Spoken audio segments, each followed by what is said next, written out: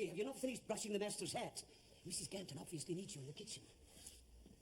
I'm not the blinking valet, and I'm not Mrs. Ganton's blinking kitchen maid neither. Oh, evening, Mrs. Ganton. Evening, Rose. Hello, Daisy. Hello. Phew. What a day. Stifling on that bus. Even upstairs in the fresh air. Still, it's a lark. The people on that East End run, Daisy. You should hear their language. Bring us a bowl of water for my feet, will you? Oh, they're dropping off. I will not. Sorry, I'm not your lady's maid, Rose. I beg your pardon. Ever since you become an omnibus conductor, you carries on as if you owned this place. Every night asking me favours. You're not like a servant anymore. Not like a servant anymore. I'll have you know I serve my country and this house equal. I do a full day's work, then I come back and do a full day's work clearing up after you all in one day. So don't you be so cheeky. I did 4 people's work, Ruby's work, Eddie's work, my work and your work, and that Mrs. Ganton don't know where nothing's kept. Nobody helps me. My legs is dropping off and my hands have gone all wrinkled and old. Look. Daisy, did you not hear me calling you? It's the front door, girl. It's not my place to answer the bell, Mr. Hudson. It's not your... It's if I tell you, my girl. Off you go now. Look sharp. Take us up with you. Quickly now. Quickly. She's having a brainstorm. Yes, I rather fear it's a marriage affecting her. She simply isn't mature enough to handle the strain of an absent husband. Or a present one, neither. Well, that remains to be seen, Rose. But she's certainly no use to anyone if she's continuing to behave... Oh, Rose, please. Hazel, my dear. Prudence has called to see both of us. On a mission of some urgency. Oh, Prudence. You have a glass of sherry? No, thank you, Richard. I'm trying to give it up as an example. To whom? Well, to everyone. I mean, the nation. Well, there's nobody here except us. Then I'll have a glass of sherry. Oh, Richard, you do look elegant. Hard work suits you. Are you going out on Admiralty business? Yes, and dining afterwards at the Savoy with 3 civil servants and their wives. Hazel. Oh, what fun to dine at the Savoy. I never go anywhere these days. One isn't even asked to one's friends' houses anymore. Oh, the dinner parties darling Marjorie used to give. Do you remember them? Yes, I do remember them. Poor, wonderful Mrs. Bridges. She must be feeling dreadfully underemployed. Mrs. Bridges is at Yarmouth at the moment with her sister and brother-in-law. Their house was very badly shelled, so I think she's fully employed dealing with that. I've just come from a meeting at Lady Berkhamsted's house to discuss her idea of giving a series of tea parties in all our homes for wounded officers. Now, isn't that a good idea? Do you know there are wounded officers wandering about London like dazed sheep? Now, our idea is to herd them all together, cheer them up with tea and buns and the company of nice ladies, and let them talk about their troubles. And you want to borrow this house? Ah, how quick you are, Hazel. That's just what I want. Mine really isn't suitable, and your drawing room lies idle and inviting. Yes. Well, I'm sorry, Prudence, but it's quite out of the question, I'm afraid. Oh. Any particular reason? Several. To begin with, I cannot agree with your idea that there are wounded officers wandering around London like dazed sheep. They have their clubs, and most of them, if not all, have good homes to go to. Now, if anyone needs help and advice, it's the poor wounded privates. Dear Hazel, the poor wounded privates are well catered for by the YMCA canteens and places. It's the wounded officers who are being neglected. Anyway, what would privates make of a house like this? Awkward, clumsy soldiers spilling tea and crumbs all over the furniture? The drawing room is shut up for the duration, and Richard's study. The servants have far too much to do. So on a purely practical level, Prudence, there is no point in even discussing having a tea party here. Richard! No. I must be allowed to decide this matter. Marjorie wouldn't have hesitated. Lady Marjorie would have refused for exactly the same reasons I am. To consider her servants. Oh, for heaven's sake, stop it, the pair of you. Do not realise there are far more important issues at stake than endless stupid arguments of this nature? But Richard... It's quite immaterial to me whether you have a tea party in this house or not. I'm going out. I do suggest you consult Hudson first. What a good idea. Excuse me for being improperly dressed, sir. I'm just getting ready to go out on duty. Well, that's quite all right. Shall I fetch you a cab, sir? Thank you, Hudson. I shall enjoy the fresh air. Well, that hat's been very well brushed. Very good, sir. Oh, Hudson. Lady? I was just asking Mrs. Bellamy whether we might use the drawing room for a tea party for wounded officers. And she was a little bit worried, weren't you, Hazel? She was afraid that it might be too much work, too much of a challenge. Oh, no, my lady. You can be sure it's exactly the kind of challenge we'd be happy to rise to. Are you certain, Hudson? I do think carefully. Lady Prudence will quite understand. No, no, madam. Have no worries on our behalf for such a worthwhile cause. What sort of numbers did you have in mind, my lady? Well, what sort of numbers could you manage, Hudson? Oh, well, As many as could comfortably fill the drawing room, milady. Oh, splendid, Hudson. I knew I could rely on you. Well, that all seems to be arranged. Thank you, Hazel. It's very noble of you to put yourself out. I'll let you know the details later, Hudson.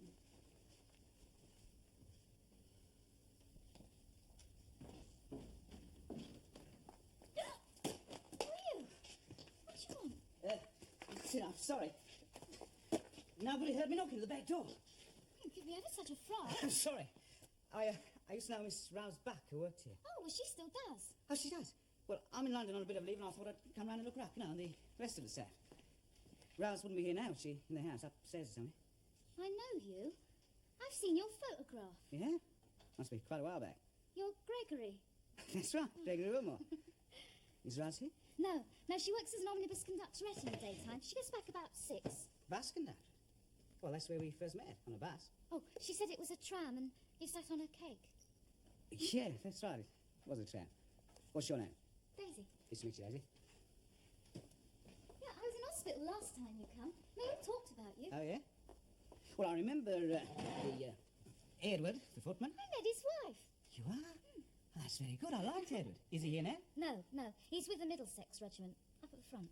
Oh, mustn't worry too much. Mrs. Bridge is still here? Famous cakes. Mr. Hudson, still the butler? Yeah. Yeah. I remember I had a bit of a barney with him, bad politics. Oh, all in good spirit, mind. At least I think it was. Daisy, I don't know what you heard about me and Rouse. Oh, well, I think she thought you was married already or something. Yeah, that's right. It was all a misunderstanding. We wrote to each other and cleared it up in the end. And I'm over it now. Well, she kept your photograph. It's in a drawer in our room. Oh, is it? Do you know if she ever brings it out? Do you remember me? Gregory Wilmore, Rouse's old friend. Gregory Wilmore? Well, goodness. What are you doing here, Sergeant Wilmore? Well, He's just come to look Rose up, Mr. Hudson, for old time's sake. yeah, that's right. I was in London on a bit of leave and I thought I'd come round and see how you're all getting on. Yes, well, I'm afraid she's not here at the moment, and I must say, frankly, I'm surprised you should wish to see her again after what happened. Oh, well, I don't bear any grudge, Mr. Hudson. I understand it now. It was asking too much of her to uproot herself and go to an unknown country and leave all of you. I know that she looked upon you as her family. Well, that's very magnanimous of you. He never was married, Mr. Hudson. He's got nothing to blame himself for. Yes, I know that. Thank you, Daisy. Rose did later confide in me that she'd made a mistake. She certainly had. Still, water under the bridge now. As you say, water under the bridge. Oh, I see that's an Anzac badge you're wearing. Yeah, that's right. I've read about the exploits of our Dominion forces in the newspapers. You appear to have done well in difficult conditions. Well, it wasn't too pleasant. Daisy was just telling me Rouse usually gets home at about 6 o'clock, so perhaps... Yes, she does, but I'm afraid it's not very convenient to see her then. She has her household duties to catch up on. Does she ever get any time off? Well, she has a half day on Saturdays. Ah, Saturday. Unfortunately, time is something we're all rather short of these days, and I must get back to my work. Right. Nice to see you again, Mr. Hudson. And meet you, Daisy. Give my regards to Rouse and tell her I'm looking on my next sleeve, if I may. Yes, of course. We'll tell her that, Sergeant Wilmore. Goodbye. Goodbye, Mr. Hudson. Daisy?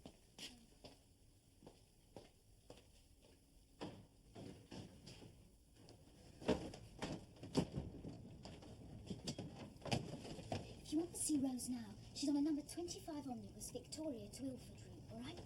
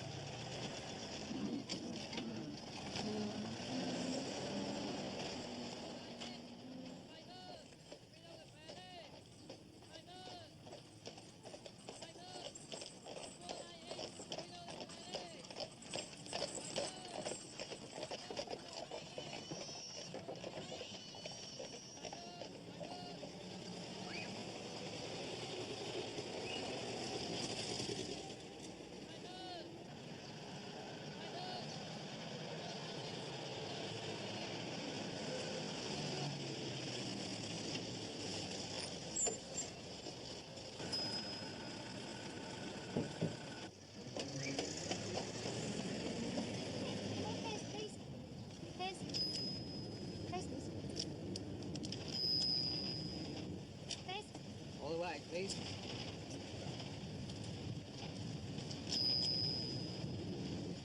Yes. I'll see you at 7, shall I?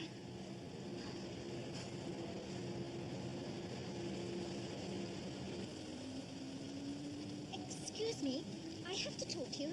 Your uniform, were you in Palestine? Yeah, that's right. Only for a short while. Yes, I knew it. My husband, you see, fought alongside the Australians in Palestine.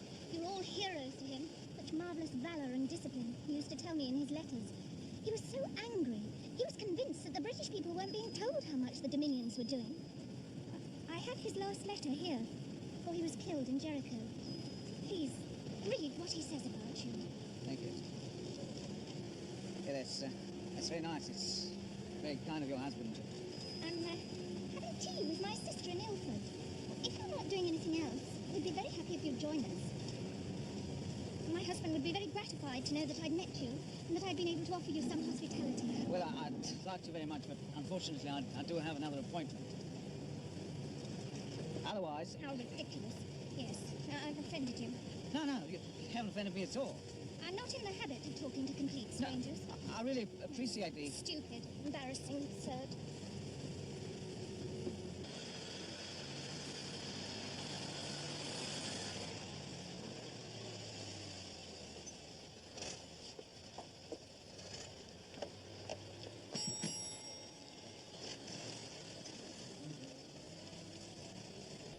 Can I take you somewhere else? Grab a tea shop. I haven't got enough time. Yeah, but I don't work here. Can you chuck me out? They won't notice. Same as.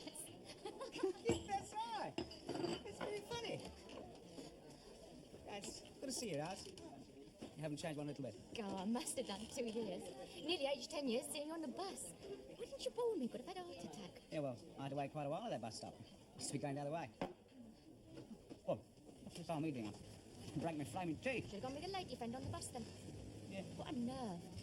Yeah, well, I think she was just worked up there. It didn't look like that to me. Yeah, well, I'm here with you, aren't I? Yes. How long leave you got? Friday. Then I go off on a reinforcement howler unit in Gloucestershire. Not fighting? No. I'll go to France eventually. You know, I spent a whole week wondering if I should come and see you. You wasted an whole week? Well, I didn't know what kind of a welcome I'd get, did I? After you left me at the docks, Well, don't go on about that. For here now. It's all very well for you, Rose, but I felt pretty hard done by. I did write and tried to explain. Yeah, you did. It was a good letter. And I accepted your decision. Nah, it's all over now, anyway. We can be friends. Did you have a bad time? No, not as bad as some. But I've been one of the lucky ones. All in one piece, anyway. Still got your farm? Yeah, it's doing fine. I've got some people looking after it. It seems to be holding up quite well. I suppose women have to look after it with the men away fighting. I'm not married, Rouse, if that's what you mean. How did you know what bus I was on? Yeah. Daisy, tell me. Oh, you've been to Eaton Place? Yeah, see Mr. Hudson again. Seemed quite friendly. Praised our Dominion forces in Gallipoli. Like your lady friend on the bus? Yeah. Do you want the truth? Do you want to know what really happened? Oh, I was at the landing all right, one of the first. All I can remember was I jumped out of a boat in the dark, walked 5 yards, got a bullet in my shoulder and fainted clean out. Next thing I knew, I was back in bloody Alexandria almost before I knew I'd left it. I went back later, and it was quieter. Poor arm. It's nothing, just got me here in the flesh a bit, I'll twinge now and again. Otherwise, can I have a look? Not here. I suppose if I'd gone with you to your farm, I'd be stuck in it right now, waiting for you to get yourself killed. It wasn't my fault, it was the bloody war, Rose. What's your language? Don't miss a touch. You go on, eat your bun up. Where you staying? Dorothy and Hamish, Potter's Bar. Oh, you met them, remember? How could I forget? Yeah. Well, they're putting me up in their front parlour. Dorothy looking after you all right, is she? Yeah, quite well. It's certainly nice to see you again, Rose. I expect you're very busy these days. Oh, not that busy. Oh, so we can meet again then before I go back. Oh, I don't see anything stopping us. Yeah, Mr. Hudson. Him? Don't want to take any notice of him? Oh, that's good thing. I could take you to meet Dorothy and Hamish. They'd like to see you again. We were only talking about you the other day. All right. I don't mind going, if that's what you want. I don't mind, Rosie. It's up to you. Off we go then, Rosie. Back to work, love. Oh, this is Charlie, my driver. Gregory Wilmot, friend of mine from Australia. What's it, Gregory? Mr. Wilmot's been fighting in Gallipoli. Got himself wounded. Oh, yeah? Where's Gallipoli? Dardanelles. Ah, Fighting Fritz was, yeah? Ahmed. Eh? Ahmed. Johnny Turk. Oh, the Bashu Bazooks. Yeah, I've heard of them. Well, come on then, sweetheart. I should look lovely in a uniform, eh? Don't you, darling? Look, I finished at Victoria 6 o'clock. Meet me then. Yeah, fine. It'll let me in a minute. I'll probably get all my fares, my daughter. Come on, Rosie. Don't keep me waiting.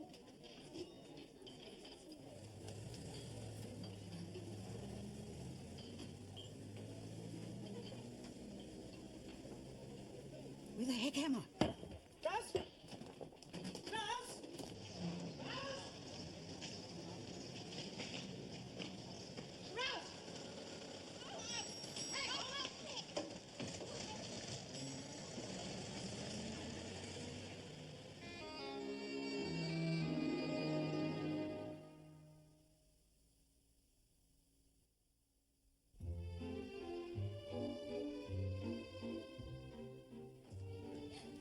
You're in trouble, Rose. Because you're late and Mr. Hudson wants to see you. I've been working 50 minutes longer than what I should have been.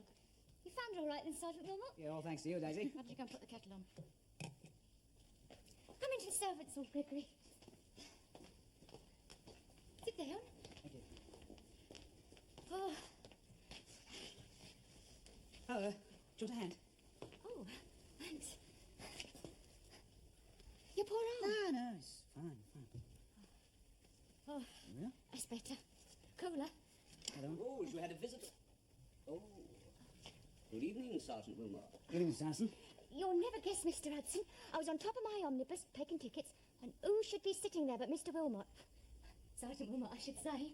What a strange coincidence. I know, isn't it? He's just come back for a cup of tea. Don't mind, do you? No.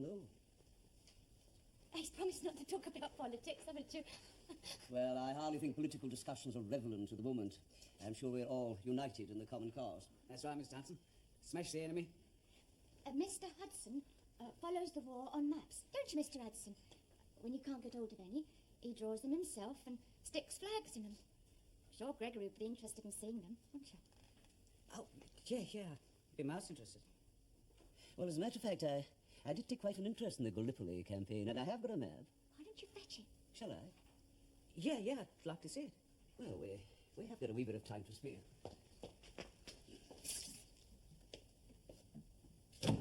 Miracle. Must be your uniform. Nonsense, Raz. My personal charm. Charm the birds off the trees if I want to. No. To me, that.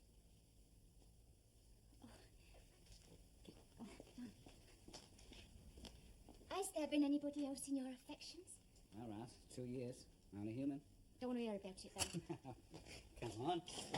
One year getting over you. Next year I was fighting Johnny Turk. What about you? All that bass conducting. Don't get enough time. Yeah, handsome young drivers, though, eh?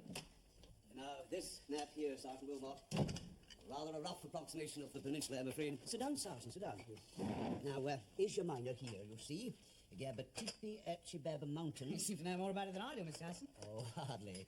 Now, you would have beached about here, would you not, at Souvlabi on the 25th of the 26th of April last year, right? Yeah, that's right. Spot on. It was the way you went about finding me that I think so marvellous. He waited almost all day at the bus stop for me to come along. Then he went all the way to Ilford with me and we had tea together. Then he come all the way back. And he's met me twice after work since. Then he must be serious. Oh, I think he is, madam. When I think of the awful way I treated him last time. Oh, Lord. Still, he seems to have forgiven me. And it's better than it ever was before. Older and wiser, I suppose. But I know if he was to ask me to marry him this time, I wouldn't think twice about it. Oh, that is, if you advised it, madam, in wartime. Oh, Rose, you mustn't think of the war. That's going to end sometime. But do you think you could face living in Australia? Oh, yes, madam, it's a land of opportunities now, even more than this country. And I don't want to be in service all my life. I don't want to discourage you, Rose, in any way. But what has happened to make you change your mind? Oh, dunno, madam. Maybe absence made the heart grow fonder. Well, if you really feel confident, and he asks you, you must be ready this time, and not let the chance slip away. Thank Thank you, madam. That's what I hoped you'd say.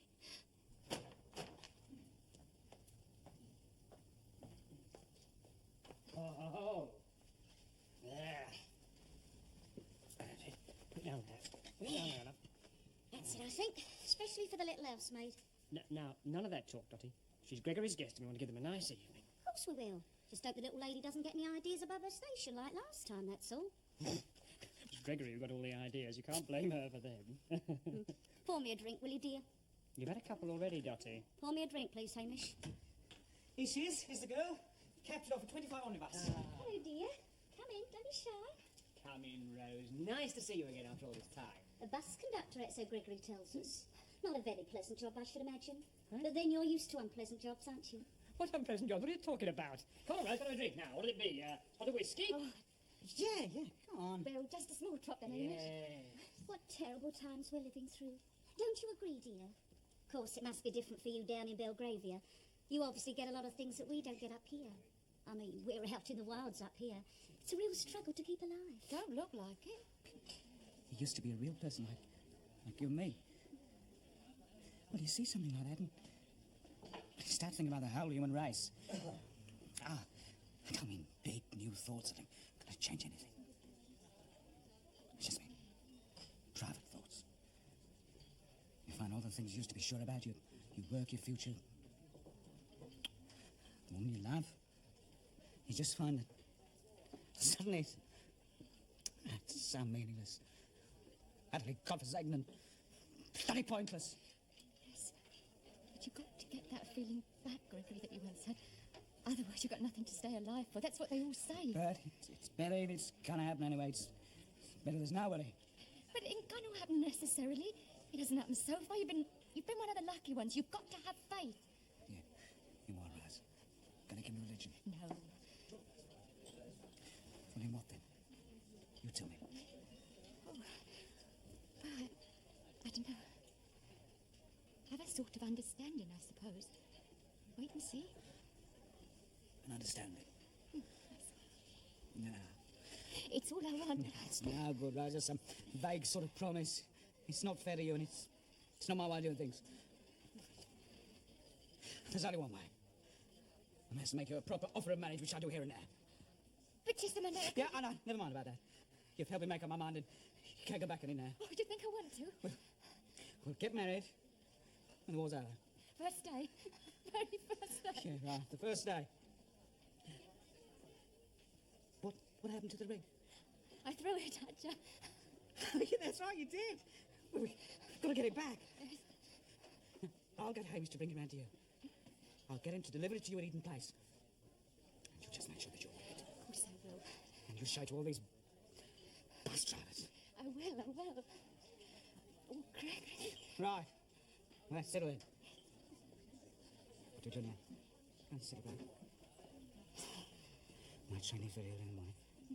So you... Of course I will. First we'll have to see Mr. Hudson. Oh, we'll have to. Otherwise he won't believe me. He'll think I'm making it all up. Yeah, well, probably are, but I don't care. You might be. Right. We'll give him 5 minutes then. That time's precious. Mind if I break this up? Follow me, I've got a bus to catch. I don't quite understand, Sergeant Wilmot. It's simple, Mr. Hudson. He's changed his mind, that's all. Now we've only got a few minutes. Just time for some tea and then we're going out, right? Come on, Daisy. You help me make the tea. Are you sure you really want this? Not 2 days ago. Oh, no. I'm sorry I bothered you, Mr. Hudson. Rosie's very determined. That's what I'm worried about. Well, she just caught me at a low ebb and helped pull me out of it. That's what happened. So you're engaged to be married? Again? That's right. I hope to take her back to Australia when the war's over, just like I'd originally planned it. Well, she couldn't stay in domestic service. You weren't expecting that, were you? Why not?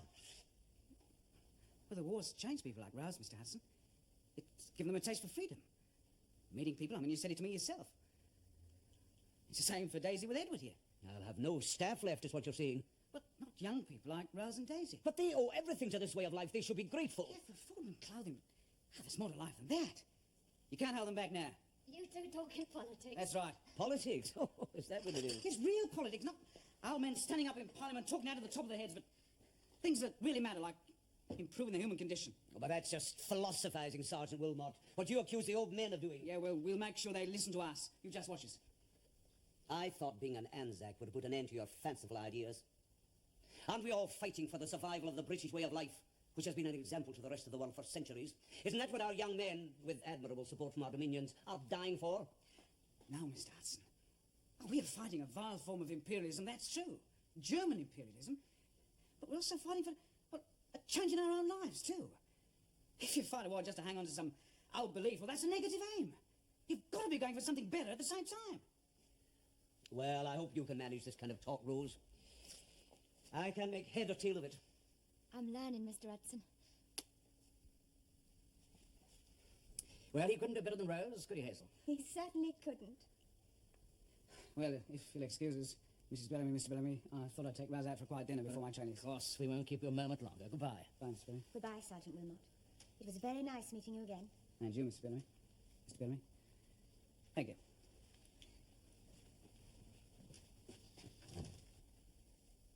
Charming fellow. Yes. And to think he wouldn't have been invited to Prudence's tea party.